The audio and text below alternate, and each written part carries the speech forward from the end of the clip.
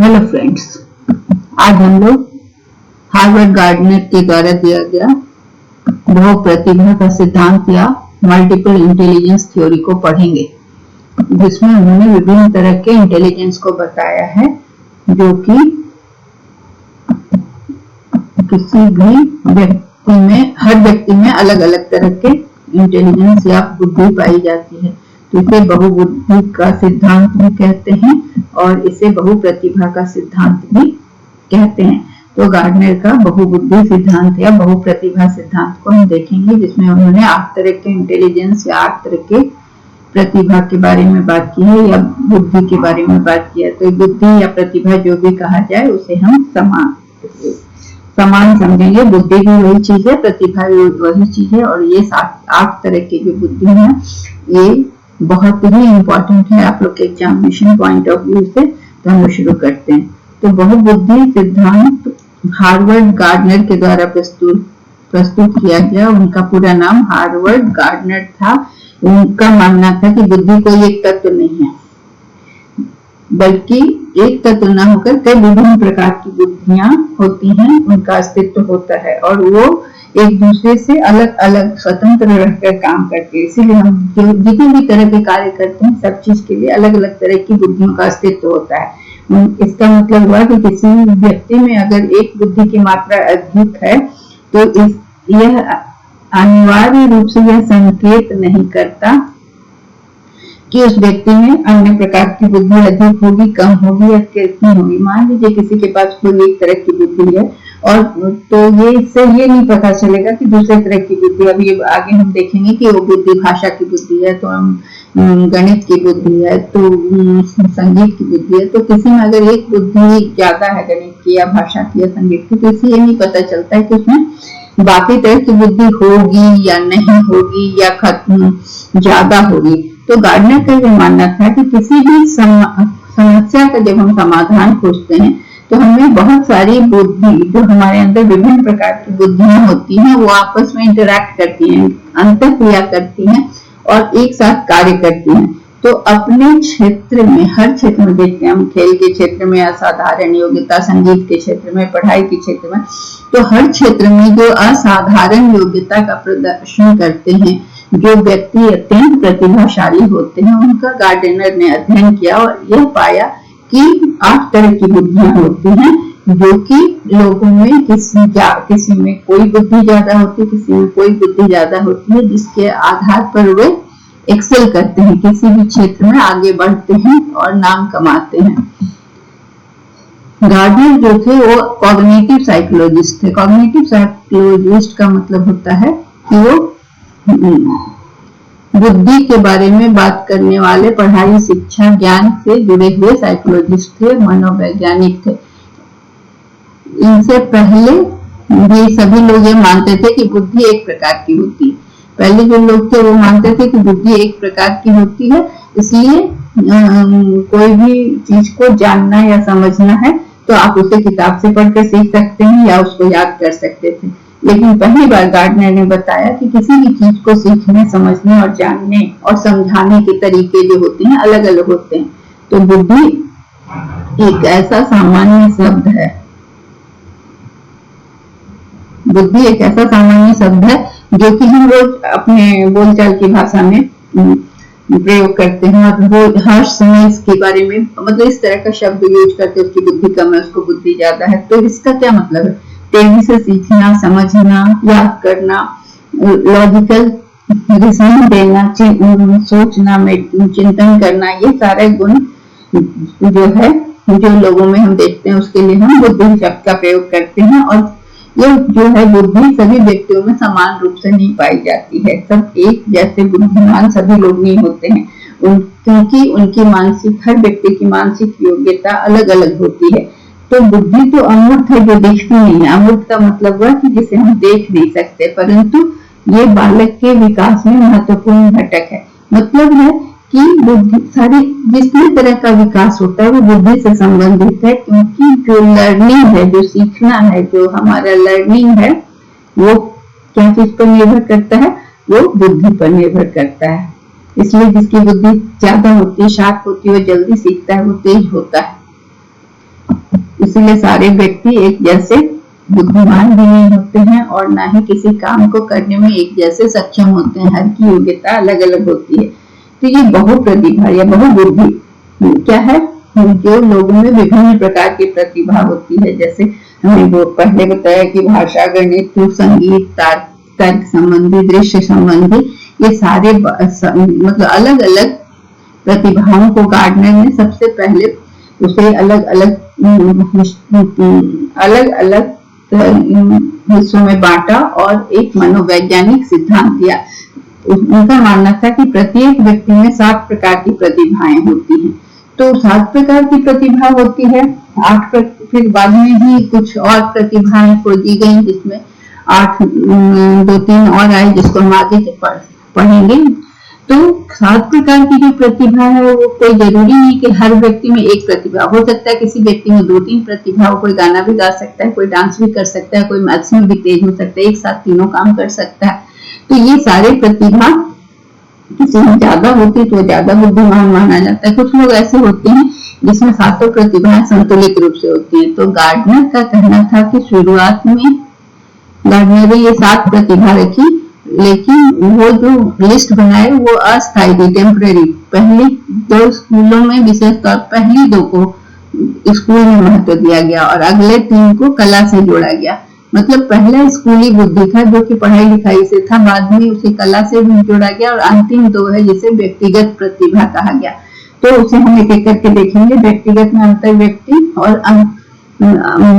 अंतर वैयक्तिक प्रतिभा जो है। तो आज हिंदी में हम लोग इसको देख रहे हैं, फिर इंग्लिश में मैंने डाला हुआ है वीडियो। इन्होंने बहुबुद्धि की सर्वप्रथम बात अपनी पुस्तक फ्रेम्स ऑफ माइंड में कही। ये आपका एक इम्पोर्टेंट क्वेश्चन बन रहा है कि उन्होंने मल्टीपल इंटेलिजेंस या बहुबुद्धि का सिद्धांत किस किताब में कहा। तो किताब का नाम है फ्रेम्स ऑफ माइंड। वे पियाजे, एरिक्सन, ब्रूनर आदि से बहुत प्रभावित थे। गार्डनर के सिद्धांत के अनुसार 3 कारकों पर बल दिया जाता है। वो 3 कारक क्या है उसे हम देखेंगे कि बुद्धि के 3 कारक हैं जिस पर गार्डनर ने बल दिया। पहला यह है कि बुद्धि का स्वरूप एकाकी न होकर बहुकारकीय होता है। मतलब एक ही तरह का बुद्धि नहीं होता, बहुत तरह का होता है। प्रत्येक बुद्धि एक दूसरे से अलग होती है। मतलब प्रत्येक ज्ञान और बुद्धि दूसरे से स्वतंत्र होती है। जैसे मान लो किसी को मैथ्स का ज्यादा ज्ञान है, साथ ही साथ डांस का है, तो दोनों बुद्धि अलग अलग है। बुद्धि के विभिन्न प्रकारों में एक दूसरे के साथ अंतर क्रिया करने की प्रवृत्ति पाई जाती है। मान लीजिए बुद्धि में बहुत सारे जो प्रकार हैं उन आपस में इंटरेक्ट करते हैं और हर व्यक्ति में विलक्षण योग्यता होती है, यूनिक योग्यता होती है, क्योंकि उसकी विशेषता होती है उस व्यक्ति की।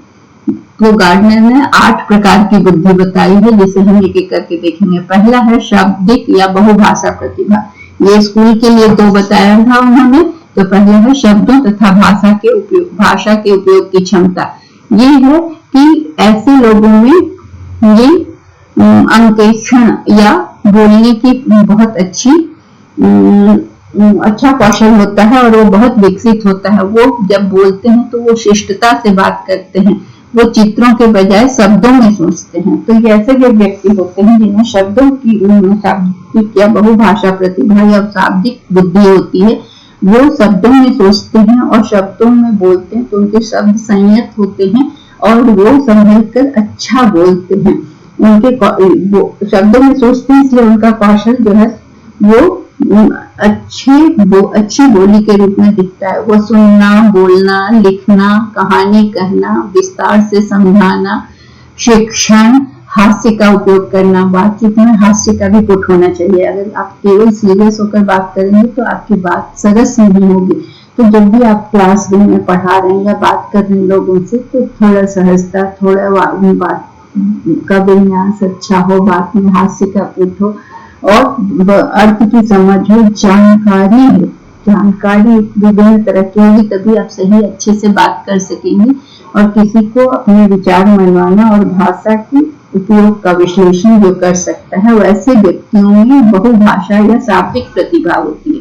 क्या है ये शाब्दिक प्रतिभा वाले लोग अच्छे से सुनते हैं, अच्छे लिसनर होते हैं, अच्छा बोलते हैं, अच्छा लिखते हैं, कहानी कहने की कला उनको मालूम होती है। स्टोरी टेलिंग ऐसा करते हैं कि लोग उनसे बंध जाते हैं, बांध कर कहानी सुनाते हैं। इस तरह से लगता है कि श्रोता लोग को उस कहानी की बातों को देख रहे हैं या कहानी के युग में चले गए हैं। विस्तार से किसी चीज को समझाते हैं और शिक्षण अच्छा करते हैं। हास्य का उपयोग करते हैं बातचीत में, ताकि उनकी बातचीत की सरसता बनी रहे, शब्दों का विन्यास सही होता है, उन्हें याद रहता है जानकारी। तो ये सारी चीजें जिनमें होती है वो शाब्दिक या बहुभाषा प्रतिभा के धनी होते हैं। तो इस ऐसे लोगों का करियर कैसा होता है?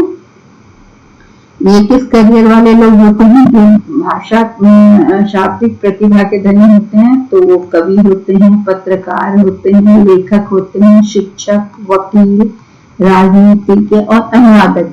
ये बहुभाषा प्रतिभा के धनी होते हैं। तब ये इस क्षेत्र में, जैसे कविता के क्षेत्र में पत्रकारिता में लेखक जो लेखन करते हैं, शिक्षक पढ़ाते हैं, वकील जो बहस करते हैं या केस लड़ते हैं, राजनीतिज्ञ जो अच्छे वक्ता होते हैं, और अनुवादक जो एक भाषा का दूसरी भाषा में अनुवाद करते हैं। ये सारे लोगों के पास कौन सा इंटेलिजेंस होता है? तो वर्बल इंटेलिजेंस होता है, शाब्दिक या बहुभाषा प्रतिभा होती है। ठीक है, फिर अब हम चलते हैं दूसरी प्रतिभा, ये स्थूल और दृश्य संबंधी या स्थानिक प्रतिभा, मतलब दृश्य को समझने की प्रतिभा। इसका क्या मतलब है? इसका मतलब है स्पेस मैनेजमेंट, जो कि जगह को देखकर समझना। और ऐसे सीखने वाले लोग चित्रों के रूप में सोचते हैं। ऐसा जो जिनके पास प्रतिभा होती है, ऐसी बुद्धि वाले जो होते हैं, वो चित्र के रूप में सोचते हैं और ये मानसिक प्रतिबिंबों को बना लेते हैं। जानकारी रखने के लिए स्पष्ट मानसिक प्रतिबिंब बना लेते हैं। उन्हें नक्शा, चार्ट, चित्र, वीडियो और फिल्म देखने में आनंद आता है। ऐसे लोग क्या होता है कि आप जब भी उनको चार्ट दिखाएंगे तुरंत समझ जाते हैं, या नक्शा, मकान का नक्शा, और उनको बिल्कुल समझ में नहीं आता है, और बहुत लोग नक्शा देख के ही पूरा मकान को समझ जाते हैं। ये सारे उनके कौशल में शामिल होते हैं। ये ऐसे लोग क्या करते हैं? पहेलियां बनाते हैं, पढ़ते हैं, लिखते हैं, चार्ट और ग्राफों को समझते हैं। सब लोग के वश की बात नहीं है कि वो चार्ट और ग्राफ को समझे। अच्छा दिशा बोध, मतलब अगर कहीं रास्ते में चल रहे हैं, लोग पूछे किस दिशा में जा रहे हैं, यहाँ चलते हुए हम कहाँ पहुंचेंगे, स्केच बनाना। और स्पेस मैनेजमेंट जो होता है कि कम जगह में अच्छा ढांचा तैयार कर देना, या एक बड़े से फ्रेम में बहुत सारी चीजों को बनाना, तो उसको कैसे अरेंज करेंगे। दृष्टि संबंधी रूप का अलंकार, उपमा बनाना, दृष्टि संबंधी कला के माध्यम से प्रतिबिंब जितनी भी है तस्वीर, उनको हेर फेर करना, यहाँ से उठाकर नदी को उधर कर देना, पहाड़ को इधर कर देना पेंटिंग बनाते समय। तो ये सारी प्रतिभा जिनमें होती है। वास्तविक वस्तुओं का डिजाइन करना और प्रतिबिंबों की व्याख्या करना, ये सारे लोग जो होते हैं उनको क्या होता है? दृश्य संबंधी या स्पेशियल, जिसको कहते हैं स्थान संबंधी प्रतिभा होती है, बुद्धि होती है। तो ऐसे लोगों के लिए कौन सा करियर होता है? ऐसे लोग नाविक होते हैं जो कि समंदर में नेविगेट करते हुए रास्तों, मतलब दिशा का उनको ज्ञान होता है और वो चल के कहीं भी पहुंच जाते हैं। शिल्पकार जो मूर्तियां बनाते हैं, तो किसी भी मिट्टी पत्थर को लेकर उससे एक शेप बना लेते हैं, तो क्योंकि इनको दृश्य और स्थानीय प्रतिभा होती है। दृष्टि कलाकार, देखकर पेंटिंग बनाने वाले, अन्वेषक, आर्किटेक्ट जो एक जमीन पर कम स्पेस में एक अच्छा सा घर, एक अच्छा सा सुविधाजनक कंस्ट्रक्शन कर देते हैं। इंटीरियर डिजाइनर्स जो घर में आके आंतरिक डिजाइनर्स होते हैं, वो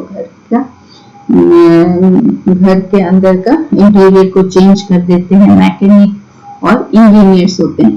तो यही स्थान और दृश्य संबंधी प्रतिभा होती है, बुद्धि होती है, जिससे कि वो उसका प्रयोग करके किसी भी अमूर्त चीज को मूर्त रूप में ढाल देते हैं। तीसरा है गणितीय या तार्किक प्रतिभा। इसमें क्या है कि संख्या का उपयोग करना, तर्क का उपयोग करना, मतलब किसी भी एक नियम को बता दिया गया है, जनरल लॉ, उससे डिड्यूस कर लेना, किसी एक पर्टिकुलर केस पर जनरल केस को अप्लाई करना या एक एक केस को स्टडी करके जनरलाइज करना, इस तरह की चीजें जो होती हैं उसे गणितीय प्रतिभा कहते हैं। ऐसे सीखने वाले तार्किक और संख्यागत तरीके से कल्पना कर विभिन्न जानकारियों के बीच में संबंध बिठाते हैं। जैसे हम मैथ्स को सॉल्व करते हैं तो क्वेश्चन दिया होता है और उसको हम विभिन्न जानकारियों के बीच संबंध बिठाकर उसको हम सॉल्व करते हैं। ठीक है, एक्स और वाई दिया हुआ है और उससे हम कोरिलेशन, रिग्रेशन सारी चीजें निकाल लेते हैं केवल एक्स के वैल्यू और वाई के वैल्यू से। तो ये कौन कर सकता है? जिसमें गणितीय प्रतिभा होती है या गणितीय बुद्धि होती है या तार्किक प्रतिभा होती है। ऐसे सीखने वाले हमेशा जिज्ञासु होते हैं और बहुत तरह के प्रश्न पूछते हैं और प्रयोग करते हैं। वो समस्याओं को हल करते हैं, जानकारी जो भी होती है उसको क्लासिफाई करते हैं, वर्ग और श्रेणी में बांटते हैं। फिर आपस में संबंध स्थापित करने के लिए, जो जानकारी को आपस में संबंध स्थापित करने के लिए सिद्धांतों के साथ कार्य करते हैं, कारणों की लंबी कड़ी को लेकर अनुक्रम बनाते हैं, कंट्रोल्ड एक्सपेरिमेंट करते हैं, फिर प्राकृतिक घटनाओं के बारे में जानते हैं, प्रश्न करते हैं और जटिल गणितीय गणनाएं करते हैं, ज्यामिति के आकारों के साथ कार्य करते हैं। तो ऐसे जो लोग होते हैं उनके पास मैथमेटिकल प्रतिभा होती है, मैथमेटिकल इंटेलिजेंस होता है। तो इस तरह के लोग कौन कौन होते हैं? वो वैज्ञानिक होते हैं, इंजीनियर होते हैं, कंप्यूटर प्रोग्रामर होते हैं, रिसर्चर होते हैं और लेखापाल, वे अकाउंटिंग करते हैं और गणितज्ञ होते हैं। ऐसे लोगों में गणितीय प्रतिभा होती है। अगला है दैहिक या इंद्रियगत प्रतिभा। इंद्रियगत का मतलब है सेंस ऑर्गन से जुड़ी हुई प्रतिभा। तो ये जो है कि शारीरिक हलचल, दैहिक मतलब शरीर में जो हलचल हो रहा है और वस्तु को पकड़ ले, कोई भी वस्तु को होल्ड करना, बॉल को पकड़ लेना, कोई थ्रो किया बॉल पकड़ लिया, तो ऐसे जो चीजें होती हैं उनमें क्या होता है? एथलीट, दौड़ना, क्रिकेट खेलने वाले, ये सारी चीज जो होते हैं, नर्तक, अभिनेता, ये सारी जो बॉडी की एक्टिविटी को करते हैं इसको काइनेटिक, काइनेस्थेटिक इंटेलिजेंस भी कहते हैं। ये जो होता है इंटेलिजेंस, ये बुद्धि जो होती है, ये इनका क्या होता है कि हाथ और आंख का coordination, I and hand coordination, मतलब आंख और हाथ का संतुलन, और हैंड और motor, hand and motor coordination मतलब माइंड का और हाथ का कोऑर्डिनेशन, ये सब चीज के लिए वो क्या करते हैं? ऐसे जो प्रतिभा वाले लोग होते हैं वो उनका शरीर पर संतुलन होता है और वो बॉडी को अपनी इच्छा अनुसार मोड़ सकते हैं, घुमा सकते हैं और हाव भाव प्रकट कर सकते हैं। जो डांसर होते हैं अपने आंखों से, अपने हाथों से बहुत तरह के भाव प्रकट करते हैं। वो जैसे गेम खेलते हैं तो गेम को पकड़ना, बीम्स में बैलेंस करना, पतले से दीवार पर चलना और शरीर को बैलेंस करना, ये सारी चीज करने में सक्षम होते हैं। उनके कौशल में होता है नृत्य कर सकते हैं, शारीरिक समन्वय कर सकते हैं, खेल कूद अपने द्वारा प्रयोग, शारीरिक भाषा का प्रयोग करके वो अपने भाव अभिव्यक्त कर सकते हैं। शरीर के आंखों के द्वारा, हाथों के द्वारा, शरीर के संचालन से अपने भाव को कला के द्वारा अभिनय करते हैं। हाथों का उपयोग कर रचना, शरीर के माध्यम से मन के भाव को व्यक्त करते हैं। तो इस तरह की जो प्रतिभा जिनमें होती है वो क्या करते हैं? उन्हें हम इंद्रियगत प्रतिभा या दैहिक प्रतिभा या काइनेस्थेटिक इंटेलिजेंस भी कहते हैं। काइनेस्थेटिक इंग्लिश में, जो कि तो इनका करियर क्या क्या होता है? ऐसे लोग एथलीट होते हैं, शारीरिक शिक्षा के शिक्षक होते हैं, फिजिकल एजुकेशन के डांसर, अभिनेता, फिर जो फायर ब्रिगेड वाले सदस्य होते हैं, फिर आर्टिस्ट। ये सारे अपने हस्त और दैहिक प्रतिभा के बल पर कुछ नया निर्माण करते हैं, कुछ नया सृजन करते हैं। तो है सांगीतिक या ताल ग्रही प्रतिभा। इसमें क्या होता है कि संगीत को समझना, संगीत के आरोह अवरोह को समझना, वॉइस के मॉड्यूलेशंस को समझना, कहाँ पर ताल है, कहाँ पर ताल कट रहा है, ये सारी चीजें जो समझ में आता है उसे हम सांगीतिक या तालग्रही प्रतिभा कहते हैं। ये प्रतिभा सबों में नहीं पाई जाती है। जिसका संगीत में रुचि होती है, जिसको वो इस प्रतिभा का धनी होता है, तो संगीत का निर्माण और प्रशंसा की क्षमता पाई जाती है। ऐसे इस बुद्धि वाले लोगों में जिसके पास सांगीतिक बुद्धि होती है, संगीत में रुचि रखने वाले विद्यार्थी ध्वनि, ताल और पैटर्न के रूप में सोचते हैं। वे संगीत में जो भी सुनते हैं उस पर अपनी प्रतिक्रिया देते हैं। सबों को ये समझ में नहीं आता है, चाहे वो प्रशंसा हो या आलोचना। इनमें से कई विद्यार्थी पर्यावरणीय ध्वनि के प्रति भी अत्यंत संवेदनशील होते हैं। वो पक्षियों की आवाज निकाल लेते हैं, पक्षियों की आवाज को समझ लेते हैं। झिंगुर, घंटी, नल से टपकता पानी के प्रति भी संवेदनशील होते हैं, क्योंकि उनमें सांगीतिक प्रतिभा या तालग्राही प्रतिभा, ताल को ग्रहण करने की प्रतिभा होती है। उनके कौशल में शामिल है वो क्या क्या करना जानते हैं। गाना, सीटी बजाना, वाद्य यंत्र तरह तरह के बजाना, चाहे वो स्ट्रिंग इंस्ट्रूमेंट हो, तार वाले हो या फिर तबला या ढोलक जैसे, या स्वर लहरी पहचानना, संगीत की रचना, मेलोडी, गाने की मेलोडी को याद रखना, ताल और संगीत का ढांचा याद रखना, ये सारी प्रतिभाएं ऐसे बुद्धि वाले लोगों में होती है। इनके लिए करियर क्या क्या हो सकता है, वादक हो सकते हैं, डिस्क जॉकी हो सकते हैं, गायक और संगीतकार होते हैं। तो ये संगीत की प्रेमी होते हैं। ऐसे लोगों में सांगीतिक बुद्धि या प्रतिभा होती है। अगला है अंतर व्यक्तित्व प्रतिभा। अंतर व्यक्तित्व प्रतिभा का मतलब है कि दूसरों को समझना और उनसे संबंध स्थापित करने की प्रतिभा। सभी लोग सबसे नहीं जुड़ पाते, सभी लोग दूसरे की भावना को नहीं समझ पाते। तो जिन लोगों में ये प्रतिभा होती है वो लोगों से आसानी से जुड़ जाते हैं, उनके सुख दुख में शामिल हो जाते हैं। तो ये विद्यार्थी बातों को अन्य लोगों की नजरियों से देखते हैं और ये समझने के लिए वे क्या सोच रहे हैं और कैसा महसूस कर रहे हैं। तो इसमें क्या है कि ऐसे लोग जो होते हैं जिनमें अंतर व्यक्तित्व प्रतिभा होती है, वो दूसरों की भावना को, इरादा को और उत्प्रेरण को समझ पाते हैं। उनमें अलौकिक शक्ति होती है, वो बहुत अच्छे समन्वयक होते हैं, मतलब लोगों को आपस में समन्वित करते हैं। और कभी कभी वो गड़बड़ का सहारा लेते हैं। आमतौर पर वे समूह में शांति बनाए रखने की चेष्टा करते हैं और परस्पर सहयोग को बढ़ावा देते हैं।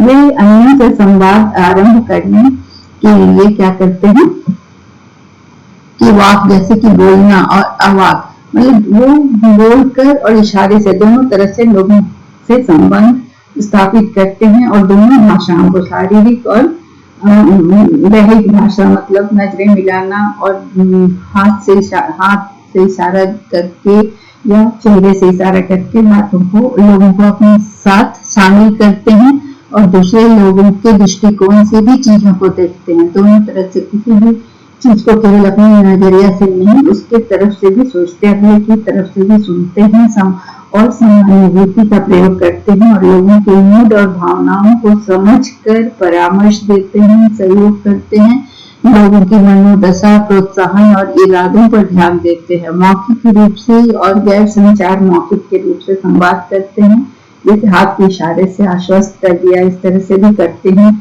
और विश्वास का निर्माण करते हैं, शांतिपूर्ण तरीके से संघर्ष सुलझाते हैं और लोगों से सकारात्मक संबंध स्थापित करते हैं।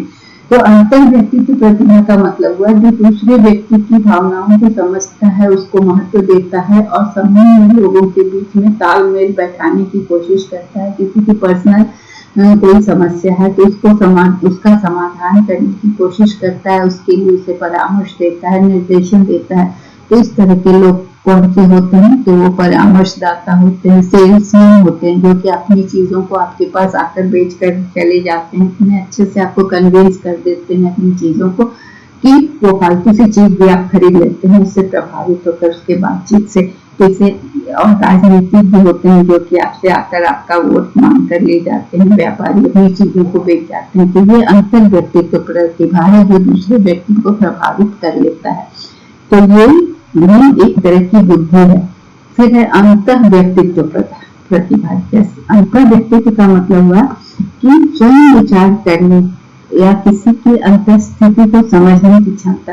ये क्या है कि ये शिक्षार्थी जो होते हैं वो अंतर्भावना, सपना, दूसरे के साथ अपना सपना क्या है, अपनी भावना क्या है, दूसरे के साथ कैसा संबंध है, किस अच्छा संबंध है या क्यों नहीं अच्छा संबंध बन रहा है, ये सब खुद के बारे में जब वो सोचते हैं, खुद की कमियों और खुद की गुणों को जब समझते हैं, तो ऐसे व्यक्ति को अंतः व्यक्तित्व प्रतिभा होती है। ये उनके कौशल में शामिल होता है कि वह स्वयं की शक्ति और कमजोरियों को पहचानते हैं और विचार प्रकट करते हैं और उसका विश्लेषण करते हैं, और अंदरूनी भावनाओं के प्रति जागरूकता होती है। उनकी अपनी भावनाओं को अच्छा या बुरा समझने का, अपनी इच्छाएं एवं सपने और सोच प्रक्रिया का वो आकलन कर पाते हैं, सही कि उनका सोच गलत था या उन्होंने सही सोचा है, या स्वयं के साथ तर्क वितर्क करते हैं कि ये सही है ये गलत है, और दूसरे के साथ स्वयं की भूमिका को समझते हैं।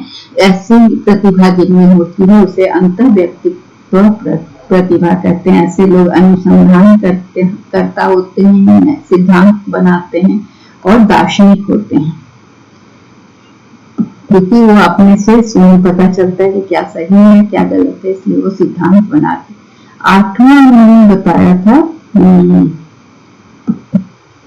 गार्डनर ने प्रकृतिवादी बुद्धि, जिसमें क्या है कि प्रकृति के बारे में अधिक से अधिक जो व्यक्ति जानकारी रखते हैं वो इस प्रकृतिवादी कहलाते हैं, जो नेचर के लिए कुछ काम करते हैं, नेचर को प्रोटेक्ट करने के लिए, नेचर को बचाने के लिए, नेचुरल जो इनहैबिटेट है या जो जंगली जानवर हैं उनको बचाने के लिए जो कार्य करते हैं और प्रकृति से जुड़े हुए लोग होते हैं, उसे प्रकृतिवादी बुद्धि कहते हैं। ऐसे लोगों को इसमें शिकारी आते हैं, किसान और पर्यटक आते हैं, जो कि नेचर के करीब रहते हैं। ठीक है, उसके बाद उन्होंने और भी दो बताया था जिसे हम कहते हैं आध्यात्मिक बुद्धि, आध्यात्मिक